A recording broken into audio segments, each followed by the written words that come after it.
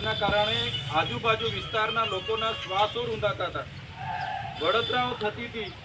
એવા લોકોની રજૂઆતોને લઈને એ લોકો ત્યાં ગયા અને ગેટ પર રહીને એમણે માત્ર એટલું કીધું કે મેનેજમેન્ટ બહાર આવીને અમારી સાથે સ્પષ્ટતા કરે કે આવી કોઈ આકસ્મિક ઘટના તો નથી ઘટીને. જે પ્રકારે 2021માં પણ અહીંના ઝેરી ગેસ લીકેજ થવાથી કેટલાય કામદારોના મૃત્યુ થયા હતા અને આ કંપનીમાં ભૂતકાળમાં પણ એવી ઘણી ઘટનાઓ ઘટી છે.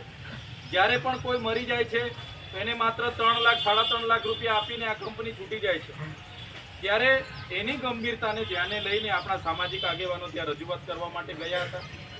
એ જ બાબતને લઈને કંપની મેનેજમેન્ટે યોગ્ય જવાબ નહીં આપ્યો અને એ બાબતોને લઈને ત્યાં થોડું ઘર્ષણ થયું.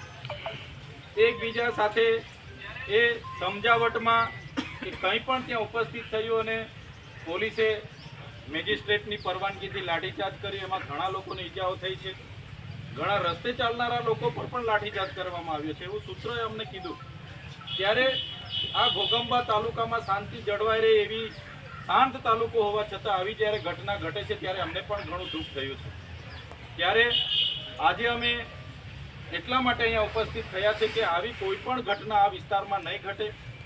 સાથે સાથે જે કંપની આ વિસ્તારમાં છે, આ વિસ્તાર એ પેશા એક્ટ અંતર્ગત શિડ્યુલ 5 એરિયામાં આવનારો વિસ્તાર છે. ત્યારે અહીંયા કંપની જે તે વખતે આવી ગઈ તો એ કંપની પર એના યોગ્ય પુરાવાઓ છે કે કેમ ગુજરાત પોલ્યુશન કંટ્રોલ બોર્ડ સમયાંતરે એનું ઇન્સ્પેક્શન કરે છે કે કેમ, ગ્રીન ટ્રિબ્યુનલના સમયાંતરે લોકોને રિન્યુ કરવામાં આવે છે કે કેમ, એવા અનેક પ્રશ્નો છે. ત્યારે આ કંપનીને હમણાં બંધ કરવામાં આવે એવી પણ અમે માંગણી અહીંયા કરી છે. કેમ કે આ કંપની દ્વારા જે પણ ઝેરી કેમિકલ યુક્ત અહીંયા પ્રવાહી છોડવામાં આવે છે જેના કારણે અહીંની ખેતીની જમીનોમાં નુકસાન થઈ રહેલું છે. અહીંનું ભૂગર્ભ જળ પ્રદૂષિત થઈ રહેલું છે.